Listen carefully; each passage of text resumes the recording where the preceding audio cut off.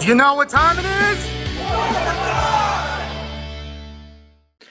Welcome to the Legacy of Nerd. My name is Daniel, and today we are reviewing issue 3 of Mighty Morphin Power Rangers: The Return by Amy Jo Johnson and Matt Hotson. But first, I want to introduce our official Legacy of Nerd correspondent, Ray. How are you doing, man? Pretty good, man. How about yourself? Doing good. I'm enjoying the comic. We've been having a lot of Power Ranger comics lately. I feel like there's been one every single week.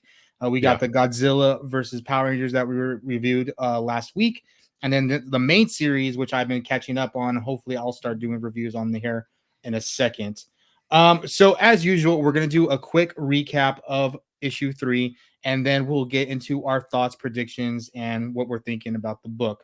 So, the book starts off. They are on the moon. We got this prelude a couple of weeks ago. They gave us a teaser. We see Jason. I was about to say Walter. Jason, Zach, and Billy and Kimberly are trapped on the moon in some force field by this lady that kidnapped them, that we now know is Selena Repulsa. This is the daughter of Rita Repulsa and Lord Zedd, and she is there to exact her revenge for destroying her family. We learn a little bit about how Selena masqueraded. She did, in fact, get Trini's morpher that was hidden away. She has all 5 of the morphers. We discovered how she tracked all the Rangers down by using their power coins. Well, Jason, Billy, and Zach were all using their power coins, so they were easy to find, but she essentially used them to draw out Kimberly for the Trini memorial that they did in issue 1. So we find out basically her plan is to destroy them, but the big twist here that we find out is that she is going to destroy them by her mother on them, which is Rita Repulsa, which freaks everyone out because they thought that Rita was obviously dead. She explains that Rita, before she perished, was able to move her essence into the morphine grid, and that her essence is alive there in the morphine grid. And this is why she needs the morphers, the power coins, and to trap the Rangers to be able to bring her back.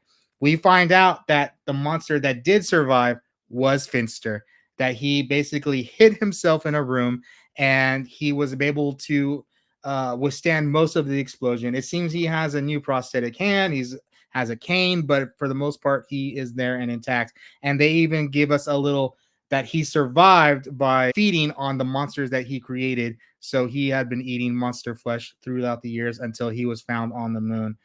We find out that he has made a new device that will bring back Rita's body. It is made from Zedd's staff, and it is has some clay that he has of his last magical clay. And their idea is they're going to tap into the morphing grid and bring Rita Repulsa back. All the Rangers are getting worried. You know, Jason, Billy, and Zach are like, "Oh no, something bad's gonna happen." And Kimberly's like, "I'm not worried," because they make a point that they have to have all the power coins there, and she makes a point that they're missing a power coin. And this is where we start to fill in some of the gaps from the story. We find out that Tommy did, in fact, give his morpher to Kimberly before she left the moon when he was about to set off the Benevolenter explosive. That he was there and he was the one to actually save Selena. Finster was almost the one to cause the downfall of them all. He's wrestling, he's trying to get the putties away from him, but he's able to eventually take off his communicator, give it to Selena, and send her to Earth, where Bulk and Skull find her, who are policemen, and that we find out that she thinks that Rita saved her, but in fact it was Tommy that saved her. And then it cuts back to modern time, which is, you know, they're in the force field bubble, and we find out that the machine is not working, obviously, because they're missing a power coin. Finster is freaking out because he's saying, "Oh my God, someone has activated the power coin." And they're like, "What do you mean? Where's the power coin?" And then Finster's like, "Oh, the power coin's on its way here now." And they're like, "What's going on?" And then we finally, on the last page, meet Olivia Hart, the new Green Ranger in morphed form. Ooh, that was issue. That was a lot of like filling in the gaps that we had been wondering from the last previous issues. Ray, what did you think about the issue? Everything we talked about in the first issue um, is kind of come to fruition, um, but in different ways. Certain little changes here and there, but I didn't see that part of it. You know, him handing off the morpher to Kimberly, and but everything else that we kind of predicted kind of fell into play. It's great. It everything that it's the way it's going and it's playing out. It's great. Nico's art is just phenomenal. Um, Especially that last page, just her standing right there. It was perfect. And then the way, they kind of do it, spoiler, kind of family reunion. Yeah. It's interesting. I mean, yeah, I loved every second of this, book that I just finished reading. Matt and Amy are doing a great job writing, and they have a phenomenal artist that's putting that into paper and bringing the live action scenes there. So I mean, everything is just great. You?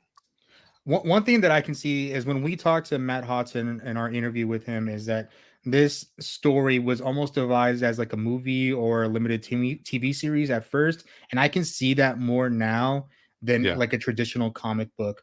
Some of the predictions that we were thinking, like that if this was going to be Rita Repulsa's daughter and Lord Zedd's daughter, that Tommy may have saved her before like the explosive went off that we found out in issue 2, Yeah. which we were correct.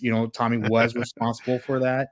Um, we were expecting, of course, this to be, the daughter of Rita and Zed. So, I felt like that was like a kind of a given since issue 2, beginning of issue 2.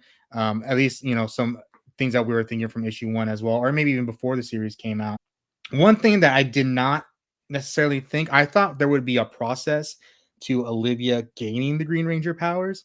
It's Yeah. almost like she's already been trained to be the Green Ranger. So like, she has been given this more for like, just like, break the glass just in case, a situation. So she already is familiar with it because we haven't even seen her morph. Like she just came in morphed right here. You know what I mean? So she obviously knows how to use the Green Ranger power. She was able to travel from Earth to the moon or the remnants of the moon to save her mom there. Those weren't things that I weren't expecting. I thought there was going to be a little bit of a journey to get to where we are.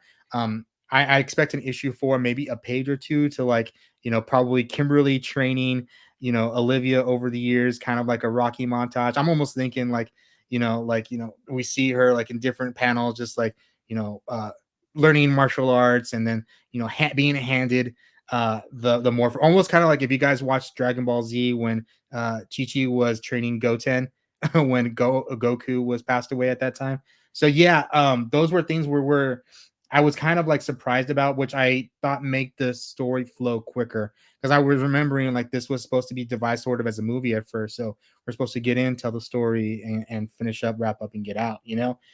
So I see that more now. I really like seeing Bulk and Skull, being a policeman like they were in the series, and that they're the ones, at least on Earth, that saved Selena as well. They found her and made sure she got to safety. Um, I also didn't think her name would be Selena. Like I thought this was just like, a made up name until we find out her real name. But Rita, Repulsa, Selena, they're kind of like Hispanic names at the same time. Not saying that they're exclusively Hispanic, but their names very commonly used in the Hispanic culture. Yeah. So I can kind of see where they're going with that as well. But I enjoyed the issue. It felt like a very like meat and potatoes issue. Like we're getting, like I said, we're filling in all the gaps. Yeah, I agree with you. I mean, and one of the things that you mentioned, and this is kind of going into the next issue. This is just my prediction of what I'm thinking is gonna go down. I'm thinking Kimberly's not gonna present her with the morpher and let her know that she was a ranger till she's early teens, and kind of what we talked about, pre started recording, where she trains her and prepares her for worst case scenario. Yeah. And that's what I'm thinking we're gonna get. But at the same time, we still have that gap. Okay, well, yeah, Bulk and Skull found Selena, but what did she do in that whole time frame? Yeah. That whole time frame, what happened to her? What was she doing? How did she realize who she was? There's a lot of backstory, and I think this is where Matt was mentioning they could continue it with that being like the filler leading up and more story later. But that's just my thoughts. I What are could yours? definitely see that being a spin-off, kind of like, the Selena years or whatever, you know what I mean? Yeah, And then maybe like kind of like in between story until they get to yeah, the sequel to this series. But I can see that as well. I mean, like I said, like there's kind of a lot of things I don't think we're gonna get answered because in the next issue we gotta wrap it up, you know what I mean? yeah, So and there's Matt Hotson had told us a lot of things like at the end of that issue, we're gonna be like, Like what? Like it's a cliffhanger. Like he already told us. Like it's already setting up for a sequel series. Um, One thing about this, and this kind of goes in predictions, right? So, this kind of reminds me of the 2017 movie a little bit, where like Zordon put his essence in the morphing grid, and there was going to be a way for Zordon to come back, but Billy had been killed at that point by Rita, so he let Billy come back to the morphing grid and took his spot. So we have kind of a similar thing going on here with the machine that they built. They made a point to say we only have the last of my magic clay that can be used that to create a body for someone. So somebody's in that morphing grid, right? And they gave real big hints that it could be Tommy too.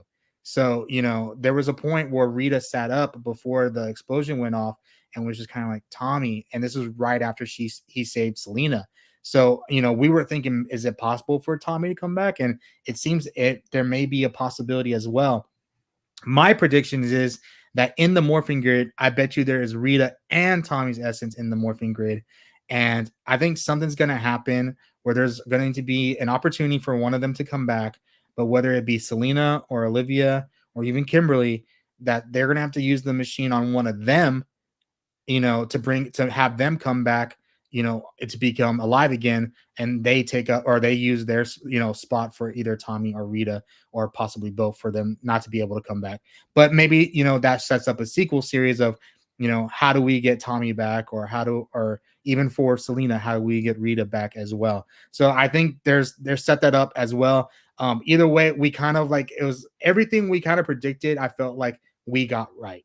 Now it's just seeing how it's going to end, because especially how Matt Hotson told us at the end, like we're going to be minds blown at the end of issue 4. So I cannot wait for that. One thing I would like to see, this is just me thinking outside the box. I would like to see like kind of possibly like the end of Return of the Jedi, where we see an essence glow of Tommy, after Morphin she Ghost. yeah, she's like kind of like she did the battle, she wins them or whatever, and Tommy's just kind of like overseeing her, like he's proud that she saved, you know what I mean? That's Yeah, just yeah. what I would like to see, but I'm just throwing that out there. I think it would be cool.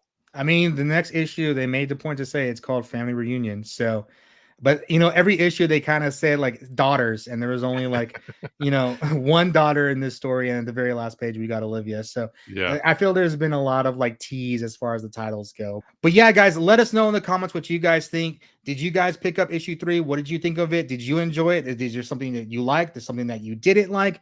What are you expecting for issue 4? Let us know in the comments. And y'all know what time it is. It's morphin' time.